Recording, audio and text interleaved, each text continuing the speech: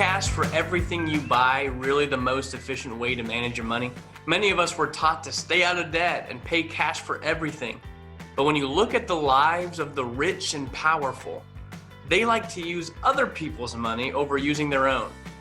In this episode, we will discuss why it's time to rethink how you use money and how you can mimic the rich and how they use money and use it in your own personal financial situation. She's Holly, and she helps people find financial freedom. He's Nate. He makes sense out of money. This is Dollars and Nonsense. If you follow the herd, you will be slaughtered. All right, well, today we're going to talk about something that, maybe busting some myths or popping some bubbles that people find themselves in. So just know that it's in a good heart and a good spirit. We're just trying to help. This is maybe a sacred cow that many of us have grown up to believe, and that is that paying cash is always the best, whether it's our parents or whether it's Dave Ramsey or somebody out there who's been an influence in our lives has encouraged us to stay clear of all sorts of debt, never pay interest to anybody as much as you can, and pay cash for everything. But Holly and I are here to question whether or not that advice is the greatest advice, whether or not paying cash is really the most efficient way to use your money. And I think Nate made a really good point in saying it's probably how we were raised or what we were taught. And I'm going to go out there and say, even prior to infinite banking concept and learning how to actually take control of my money, the mentality I had was the same as most of us out there, that I was taught you pay cash for everything. You don't want to owe anybody any money, and to always pay cash, to never be in debt. And the reality is that thinking is what often keeps most of us on the hamster wheel trying to earn money. But what it does with our money, two main points of paying cash that Nate and I really want to address is, number one, it keeps your money idle.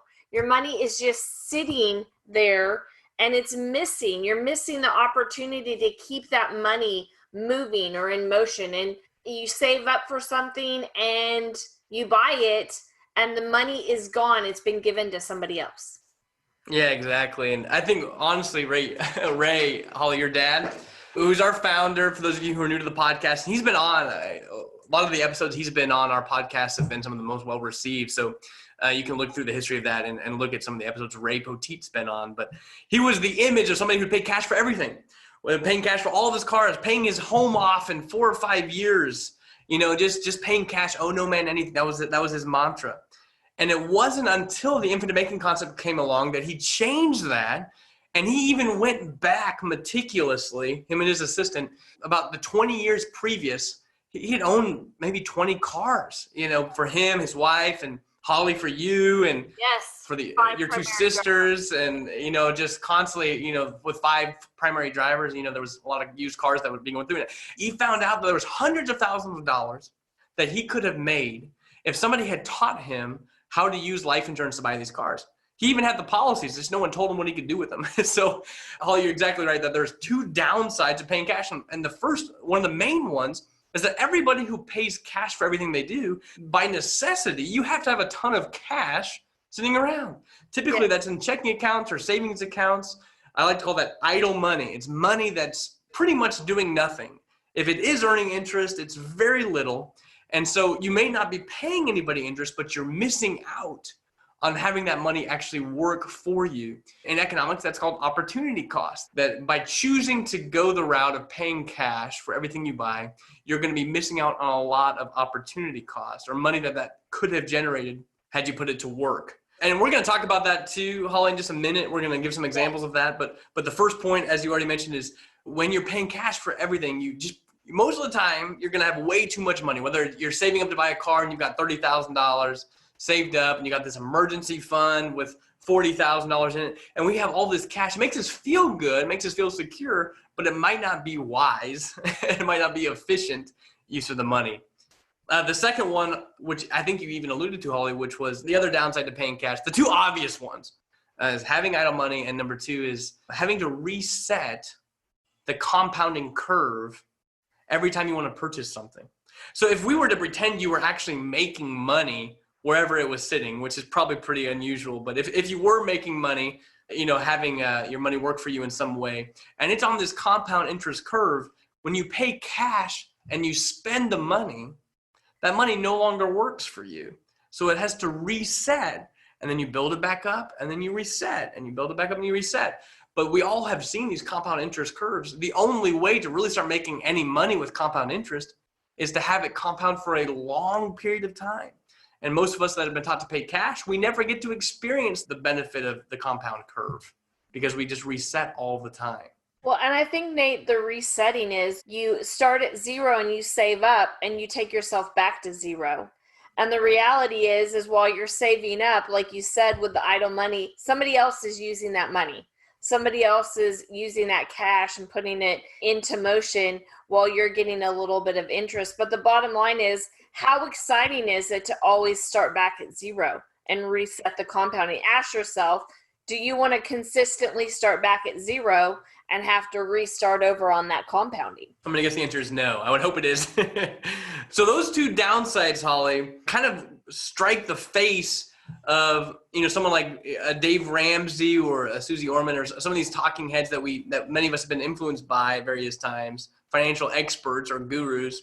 Dave Ramsey is the biggest proponent of saying, hey, pay cash for everything, owe no man nothing. I guess we're here to say he's just wrong. I think that it's almost hypocritical to say some of the things he says because of those downsides that we're already talking about.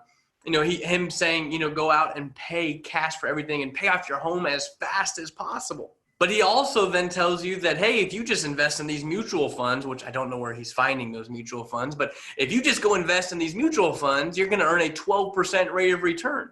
So my question to the audience is, when would it ever make sense to throw a whole bunch of money at the principal of the mortgage, throwing a whole bunch of money at the house, when most likely your interest rate is 3.5%, 4.5%, when you could instead take that same money and put it in these magical mutual funds that earn 12%? Which one is going to end up producing more value to you? And you run numbers all day, and it almost never makes sense to throw all of your cash at your house. In almost every scenario, you can earn more money by choosing to take those dollars elsewhere. And the profit you can produce with that money would more than exceed the interest you would save by paying down a mortgage extremely fast. And then that same principle applies across the entire scale of paying cash for things. Many times it may not be in your best interest, depending on what the alternative is for you. The reality of paying the mortgage off. And Ray, my dad, is a prime example with the last house. When he paid it off, he did it, I think he said, in 39 months or something like that. And he said he was asset rich and cash poor. It didn't do him any good to pay the principal off when he could have used that same money, is what Nate's saying, and put it in something else that's earning more than 3.5%. And so the reality is we've got to start looking at, what do the wealthy do? The wealthy very rarely ever pay cash even for their mortgage. The reality is Walmart doesn't own any of their buildings. They don't want to tie up that capital and cash in owning a building. They lease them. Yeah, they have somebody else build the buildings, own the buildings, sign a long-term lease, but that way they don't have to put any of the money in. They think they can earn more money on that capital by not owning the building. And we all know Walmart could own their buildings. They have the money, but it doesn't make sense for them because of what else they can do with it. That's a great example. And same thing for like Mark Zuckerberg. There was an article I read back, this is probably 6, 7, 8 years ago now, 2012, 2013 timeframe. And Mark Zuckerberg, the owner of Facebook, it was news at that time that he had bought, and at that time it wasn't a crazy house. It was like a $10 million home in Palo Alto, which sounds like a pretty nice home, but for a guy who's worth billions of dollars, it probably, it was kind of frugal. The news part of it was that people were asking, Mark, why did you take out a mortgage to buy this house? Why did you borrow money to buy your house? We all know you had enough money just to pay cash for it. It was that very same thinking. His advisor had told him, Mark, why would you put your good dollars that you could go use with your brain and earn a lot more than the 2.5% that this bank's going to charge you? Now, he got like the lowest rate imaginable because he's essentially a zero risk loan for a bank. There's absolutely no risk of default. And so it was like 2.5%. And the advisor says, don't throw your $10 million to avoid paying 2.5% on it. Take that money and go put it to work and you'll earn way more. So as Holly and I have been saying, the wealthy know when it's a good idea to use other people's money and when it's not. And the biggest problem with paying cash that most people find themselves in, and we've ran the numbers before. I think we even have a podcast on it similar to this, Holly, the one that we did on emergency funds and how to rethink your emergency fund. And we told you how infinite banking can really become the emergency fund. But we did some numbers there. And for a $50,000 emergency fund, if you had $50,000 sitting in cash, that could be for emergencies and for the cars that you're buying and just paying cash and having some money set aside. The amount that it cost you, real cost to you, to hold that money in a typical place that, a cash place, like a checking account, savings account, something of that nature. It's over $100,000. I want to say it was like $130,000 over 30, 40 years of a life of a guy just paying cash for everything. It was huge amounts of money that you could make by changing where that money was being held and having it be put to work. And Holly, one of the best places that we know to change that mentality and to start getting out of paying cash for everything and losing and having to, have these downsides is the infinite banking concept. It essentially is the answer for the missed money that most cash guys have. Have you ever wondered how to stop worrying and just make and keep more of your money? We believe in challenging the status quo. We believe in defying conventional wealth tools while maintaining traditional values. After all, most of those conventional tools only ever seem to make someone else on the inner circle rich. You can become debt-free, in control, secure, and achieve financial significance. Private family financing can be used in your life and even your business. Let us help set you free from worry. Visit livingwealth.com/freedom to receive your free copy of the Tree of Wealth. You'll learn about the tools banks themselves use and rarely speak about openly.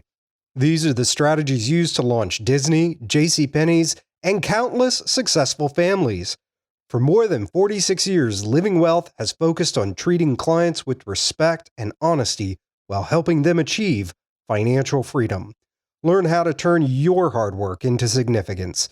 Visit livingwealth.com/freedom to instantly receive your free copy of the Tree of Wealth. You'll be enabled to have cash today and in the future. It's more than mere infinite banking. It's private family financing. Don't let banks and Wall Street dictate your financial future. Go to livingwealth.com/freedom to instantly receive your free copy of the Tree of Wealth. Now, back to Nate and Holly.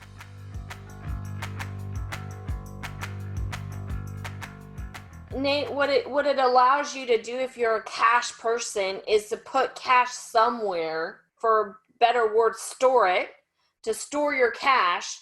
But then basically, instead of resetting compound when you want to use the cash and buy something, you don't reset compound, you take a loan out and the cash continues to grow. So you're not losing that. Plus you're not losing the interest that it will grow by, and you can even pay yourself the interest. So you actually are making money while never losing money. Exactly. I like to say that whenever you use a policy as your new financial management, focus, as opposed to bank accounts like what most of us have, when you use a policy, it feels like you're paying cash, but without the downsides of paying cash. It feels like we're paying cash for things because if I go borrow money from my policy to buy a car, I walk onto the lot and I pay cash for the car. I have the same feeling. And then I don't have a set payment to somebody else and having to go through an approval process and all that. I just ask for the money. It gets into my account. I go pay cash for something and I start paying me back, my policy back at my own pace, however long I want to, whatever payment level I want to have, to rebuild it so I can do it again. It's the same. It feels like I'm paying cash for something, but without the downsides, as you already mentioned, that whenever I take a loan against my policy, my cash value doesn't reset the compound. It's compounding on the full amount. And so I never have to start back over at zero. I get to avoid that downside. And I also get to avoid the downside of having idle money or missing out on the opportunity for it to grow. Because in a policy, it's going to be growing whether or not I have loans out or not. Just the cash value itself It's going to be earning, let's say 4 to 5% interest, something like that, as it's growing. So I don't have to sit there and earn 0.5% and miss out on the opportunity for my money to grow.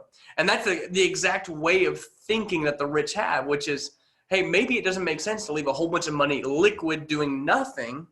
And instead, let's put our money to work, even if that means having to use other people's money.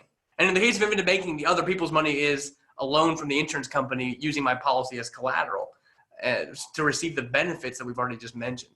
I think the simplicity of it is often what sometimes people are like, wait, I've been taught one thing my whole life, and now you're teaching me something completely different. And the simplicity of it is you are just adding one step, really, in the plan of you saved the money, you're just putting it in a policy, and now you're borrowing the money from the life insurance company. And I guess that's what goes through most people's brain is, especially for the cash people, they have a hard time figuring out, well, why would I take a loan from a policy? I don't want to pay interest to anybody. I don't like the word loan. And it's just, we need to understand that there's different transactions in the financial world that actually might be more effective at building wealth than simply just storing up a big cash pile and spending the money and storing up a big cash pile and spending the money. In reality, the wealthy don't operate that way, at least not normally. And we would suggest that we mimic more of that mentality. We still love having liquid money. We still love, I'm not brave enough to do what some of these people do. Like, I like having the liquid money. I just don't want it to be in a bank account that's making somebody else rich.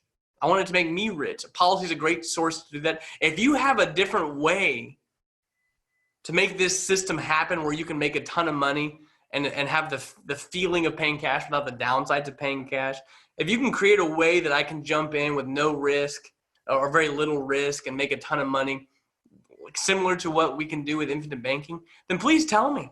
But I haven't been able to find it. That's why we're big proponents of it. That's why the banks buy so much life insurance. That's why corporations like Walmart buy so much life insurance on their employees. It's because they see that it's really the only tool that does what we're trying to say it can do. And so it's because of that, we should buy a lot more of it than we already have, if at all possible. This isn't something that just Nate and I are promoting or whatever. You actually have to start asking who is actually buying and purchasing these type of policies. And it is the wealthy. And they're never, ever, ever stopping the growth of their money. They're never leaving it sitting. They are constantly keeping their money in motion.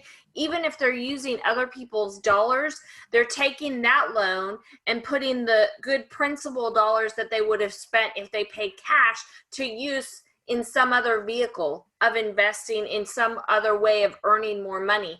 And so if we do not get out of the process of just saving up our money and resetting compound, we're never going to be ahead. And this is the only product in the world that works this way, where you actually can borrow the money from the life insurance company and you're never resetting your compounding and you're able to buy what you want. You just have a loan to the life insurance company that you're going to pay back. Every time we make a payment back to the insurance company, it reduces the loan balance of the policy, which increases the amount that we can borrow dollar for dollar. So it's just like putting money into a checking account or into a savings account every time. We don't have time for me to really, do that comment justice. So maybe we'll leave that for a different time. It's the only thing that I know that gives me the feeling like I'm paying cash, but it takes away all the downsides of paying cash, so I can operate more like the wealthy do or more like the corporations do with their capital, as opposed to acting like the average Joe. Doing things the way the average Joe does it will give you the results the average Joe gets. And that's why it's very important to not follow the herd, because if you do, you'll just get slaughtered.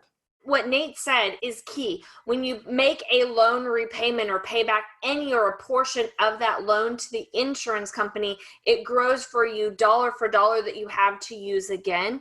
But the reality is that instead of giving it to the bank per se, and they're making all the money and the shareholders of the bank are making the money, your loan repayments and borrowing from the life insurance company, you are a shareholder.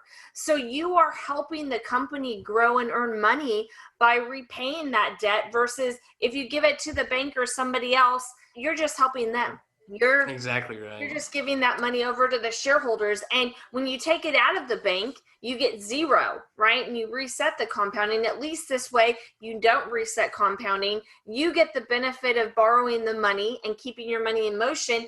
And you get the benefit of being a shareholder with that insurance company. So you're reaping profit by repaying a loan. Have you ever thought about, hey, by me actually paying myself back, I'm actually being able to make money? So it really does change your feeling of security. Like, I don't know about you, Nate. I don't ever mind making a loan repayment at all to the life insurance company, because in some ways I feel like I'm paying back myself because I'm a shareholder.